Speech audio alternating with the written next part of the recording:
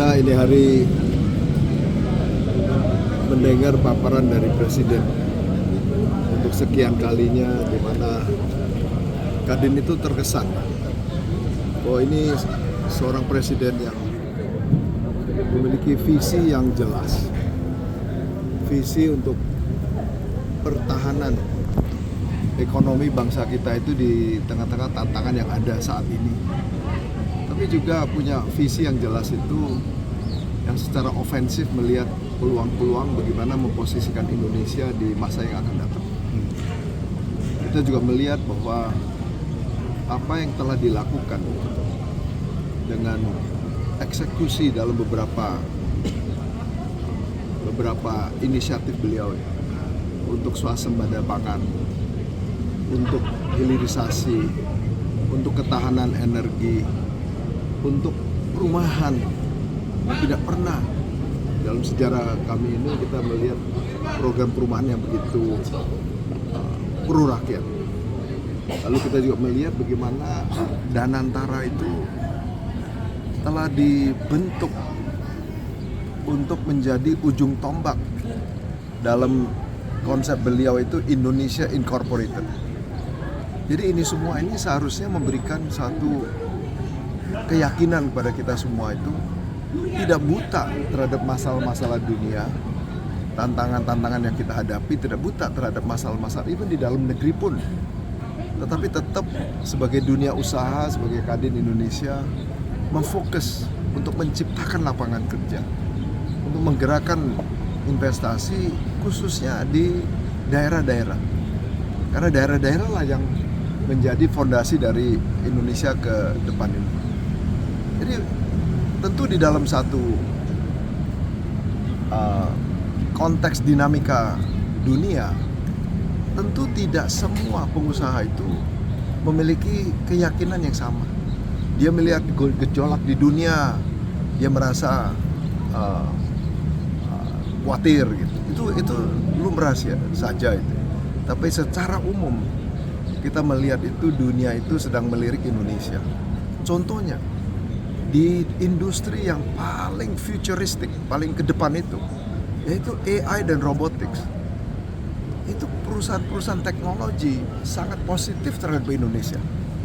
Rata-rata mereka itu ingin masuk ke Indonesia, dan rata-rata masuk ke Indonesia, khususnya di Batam dan juga di jalur Jakarta ke Karawang itu, karena memiliki kecukupan dari energi dan memiliki fiber connection itu ke dunia, dan karena hubungan luar negeri ya bebas aktif dari Indonesia yang berhasil ini, sehingga Amerika mengizinkan Indonesia itu bisa membeli chip ya, GPU chip itu yang terkemuka di dunia, yang banyak negara tidak bisa akses, tapi Indonesia bisa.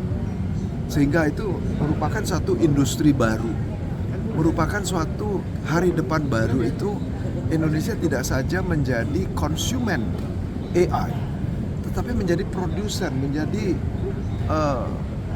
basis teknologi untuk setidaknya ASEAN, tapi juga untuk keseluruhan yang namanya Global South. Nah ini seperti itu. Nah umpamanya ya saat ini retail ya, toko-toko itu sedang giat itu berekspansi. Kalau kita lihat mall-mall di seluruh Indonesia, kekurangan tempat untuk mereka sewa, kekurangan. Nah jadi secara keseluruhan itu sekarang sedang ekspansif ya. Tetapi ada saja tentu ya,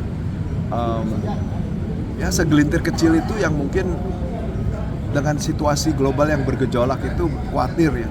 Tapi mereka yang akan ketinggalan, mereka yang akan kerugian. Jadi kami sendiri sih sangat yakin tidak ada keraguan ya terhadap Indonesia sendiri. Terkait dengan kondisi keamanan di dalam negeri sendiri, apakah berarti nggak ada kekhawatiran dari kalangan pengusaha akan ada gejolak di dalam waktu dekat gitu Pak ya? Memang dunia ini ya, bukan saja Indonesia, dunia ini menghadapi tantangan dan gejolak ini luar biasa. Karena revolusi industri keempat dengan teknologi, 8 teknologi pada saat yang sama berkembang. khususnya AI, robotics, itu mengakibatkan itu tambah hari tambah berkurang industri padat karya. Nah, karena itulah tantangan bangsa kita, dan Pak Presiden sangat sadar bahwa ada 60 juta pekerja kita itu yang harus dilatih ulang, harus dididik untuk memasuki industri yang baru. Nah, karena itulah kita melihat kemarin kita di Jawa Tengah melihat tuh pemerintah itu sedang mendobrak besar-besaran itu pembangunan industri ya, kawasan industri itu di Semarang, di daerah sana. Yang dibangun itu adalah industri padat. Nah, jadi hari depannya kita ke sana itu. Jadi industri padat itu jadi ke Jawa Tengah, tentu Jakarta itu akan lari lebih ke teknologi ya, dan intensive investment. Mall Lipo akan pasang pagar nggak Pak? Pasti tidak. Yang terjadi 10 tahun ini ada pagar itu semua. Mall Lipo kita bongkar, kita turunkan. Ya? Jadi mari kita semangat semuanya ya. Mari kita semangat semua. Penegasan Pak, artinya berarti keraguan atau kekhawatiran masyarakat dengan adanya kerusuhan itu berarti nggak ada Pak ya, pastikan. Kehati-hatian pengusaha itu bisa dimengerti. Memang ini zamannya akan lebih banyak gejolak. Berarti Pak, struktur keuangan setiap perusahaan, struktur keuangan negara dan sebagainya memang harus ditata lebih baik daripada dulu. Umpamanya kita tidak bisa lagi pinjam uang swasta ya, pinjam uang US dollar jangka pendek lalu masuk ke Indonesia mengembangkan usaha, ya tentu itu lebih berat. Ya. Terima kasih ya. Terima kasih Pak James ya.